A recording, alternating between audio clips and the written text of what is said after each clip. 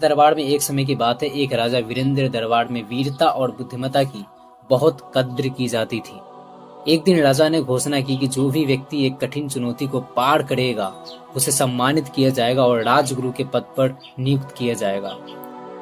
चुनौती थी एक गहरी खतरनाक नदी को बिना किसी सहारे पार करना था।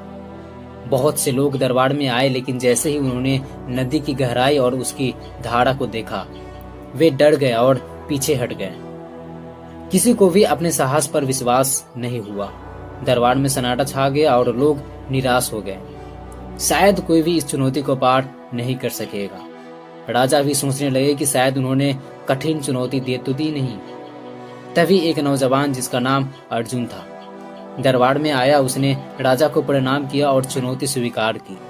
लोग उसे देखकर हैरान थे, क्योंकि वह सामान्य कपड़ों में साधारण सा युवक था, लेकिन उसकी आंखों में आत्मविश्वास और उत्साह बहुत ज्यादा भरा हुआ था।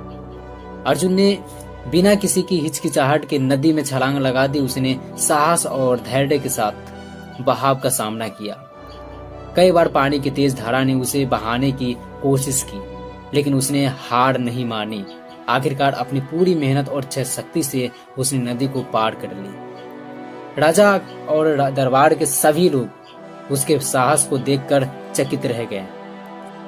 राजा ने उसे गले लगाया, उसकी प्रशंसा की और कहा, तुम्हारे जैसा साहसी और दृढ़ व्यक्ति ही इस मार्गदर्शन पर चल सकता है। राजा ने उसे राजगुरु के पद पर नियुक्त किया और सम्मानित किया।